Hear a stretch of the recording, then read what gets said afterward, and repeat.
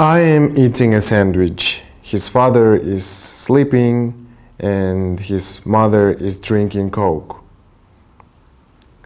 Hi guys, did you do your homework about present continuous? Салам достор, үй тапшырманы аткардыңыздарбы? Үйдөн көбүрөөк практика кылып атасыздарбы? Present continuous мурунку сабак болчу. Бүгүн биз улантабыз. Биз менен бирге болуңуздар. Тил бил долбоору Адилет Жумабеков. Кеттик. Эсиңерде болсо, мурунку сабактарда түбини өткөнбүз, андан кийин present continuous өттүк. Эми түбинин карама-каршысын үйрөнөбүз.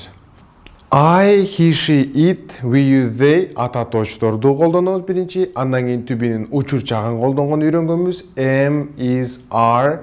Эми ушу am, is, areга жок, же болбосо кыргыз тилинде эмес деген бөлүкчөнү кошобуз. Мурункудай эле ата точтор биринчи колдонулат, андан кийин түбинин учурчагы колдонулат. Am, is, are. Ошол am, is, areга бөлүкчө жок, же болбосо эмес деген бөлүкчөнү кошобуз. Ал англис тилинде not деген маанини билдирет. I am not. He is not. We are not. Not бул карама-каршысы. Мисал үчүн, мен Адилет эмесмин деп айтса, өзүбүздү тааныштырганда, I am not Адилет. I am not Адилет.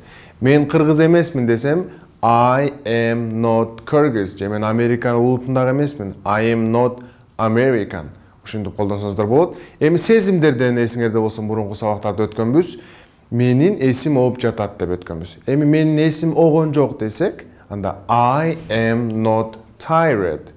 I am not sick. I am not happy. I am not full. Эми present continuous'тун учурчактын карама-каршысындагы үйрөнө кетели. Ушундай эле мурунку эле эреже I, мисалы үчүн иштөөнү алсак, I am working now болчу. Эми биз иштеген жокмун деп айтышыбыз керек. I am бөлүкчөнү кошобуз. Not. I am not working now. I am not working now. Эми айтып көргүлөр силер өзүңүздөр. Мисал үчүн, мен суу ичкен жокмун. I am not drinking water. I am not drinking water now. Мен азыр суу ичкен жокмун. Азыр бир жаңы этиш алалы. Бул этиш dance, билөө.